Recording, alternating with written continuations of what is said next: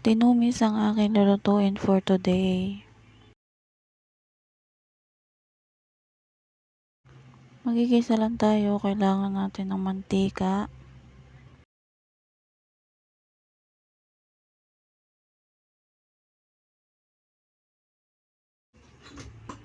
bawang,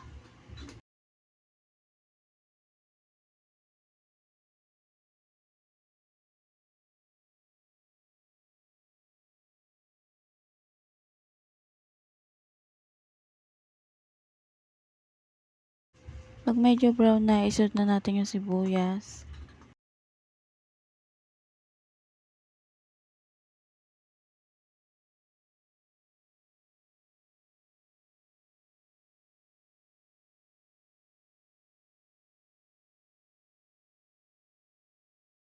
Pag lumabas na yung kanyang aroma, pwede na natin lagyan ng patis. Sundan natin yung baboy. Halu-haluin lang natin.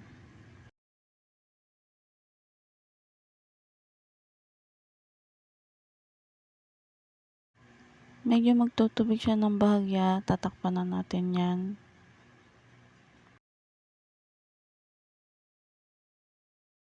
Tingnan lang kung medyo tuyo na, so hindi pa, takpan ulit natin yan.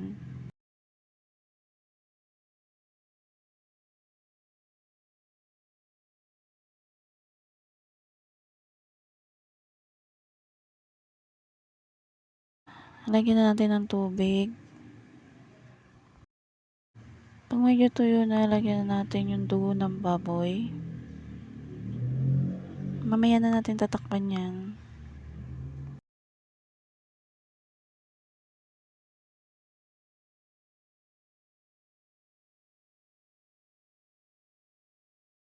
Medyo malambot na nga pala nung time na to.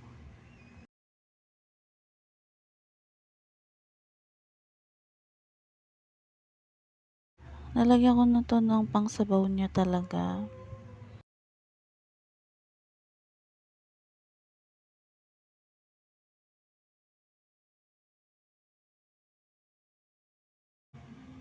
Ilagay ko na yung siling green.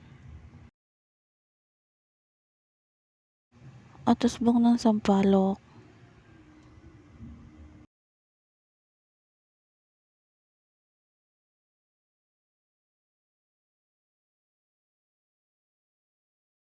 Nilagyan ko na rin ng pampalasa.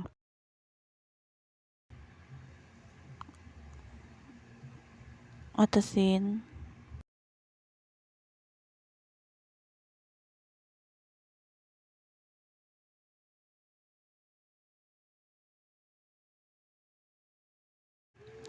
Nalagyan ko yan ng Knorr Sinigang Original. Maliit lang yan. Lalagay ko na to lahat.